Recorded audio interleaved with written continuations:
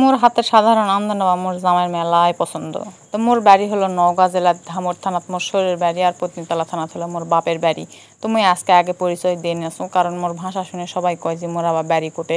তো এটাই হলো মোর বাড়ি। তো মোর বাড়ি হয়তো কোন নওগাঁ জেলার পত্নীতলা থানাত বাপের বাড়ি, আর ধামর থানাত হলো শৌরের বাড়ি। তো এই মিলেই মোর বাড়ি। তো আজকে বারে মাসালা চিল্লাচিল্লি করছো, তো মুই মনে করনু যে মুই আজকে মাছ কিনে মাছ আনবো। তো আজকে আমি নিজে নিজেই কিনবো, নিজে নিজেই তো আনবই। তো এটা হলো সাধারণ ব্যাপার। তো যাই হোক, আসে দেখো মশলা নাই, মশলা হারাইছে। তো মুই আবার কছি এটা মাছ নিয়ে যদি তুমি পালাও, মশলা কিন্তু জানাই পাবে না। কোথায় কিন্তু মশলা বার হয়ে চলে আইসে, আর এইটা দেখো মশলা চলে আসছে। তুমি আবার কোনো বুড়া তোর মাছ যদি হারাই, তাহলে তুই কী করবো? কর না, আমার মাছ হারাবে না, আমি আশপাশে আসো। তো ওই বুড়া মাছ দিছে ওই বাড়িতে, ওই বাড়িতে মাছ নিয়ে টাকা নেওয়ার জন্য চলে গেছে। তো আয়দা বুড়া আইসে, এখন ওই বুড়া কষে যে কত করে মাছের কেজি। তো বুড়া কষে যে মাছের কেজি তো 150 টাকা, আমি গোটা গাঁও মাছ দিছো। তুমি আবার এক ভাবি কোনো যে ভাবি দেখ তো মাছগুলা তাজা আছে না পচে গেছে।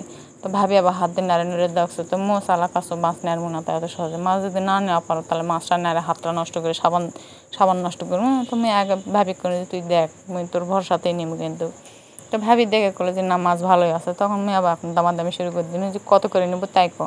ও মা, বুড়া 150 টাকা কেজি নেবে, এই 150 টাকার 1.5 টাকাও কম নিবে না। কিন্তু মুও তো ওর দামে নিবো না, তা দোকানদার যেটা কইছে সেটা দেখি মুই জিনিস কিনবো। মুই তো পেটিসেল মানুষ, মুই দামাদামি না করলে তো এটা নেওয়া পারছো না।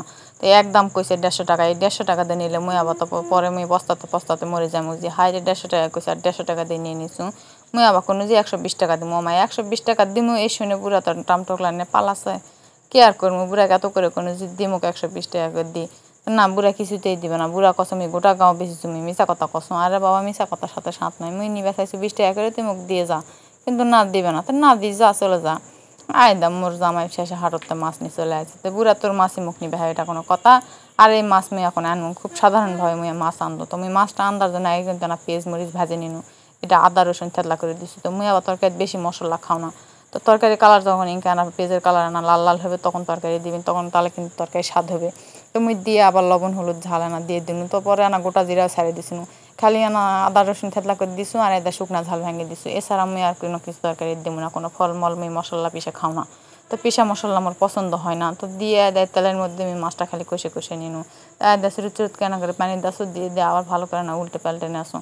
তো মাছ কিন্তু মুই কষে আনলে মোর বেশি টেস্ট হয়। আর মোর হাতের ইনকার আন্দন মোর জামাইয়ের কিন্তু খুব পছন্দ। তো মোর আন্দন খালি মোর জামাই অন্য মাসের আন্দন আর খাওয়া চায় না। তো এই জন্য খালি আমি ইনকে ইনকে আনবো ভালো করে। তো জামাইয়ের ভালো লাগার জন্য আনা ভালো করে আনবার চেষ্টা করো। তো মুই ভাজে মাছ অনেকে কষে খাই, তো মুই উনকার আবার পছন্দ করো না। তো মুও পছন্দ করো না, মোর জামাইও পছন্দ করো না। আর আমি ঝোল দিয়ে ঢেকে দিন।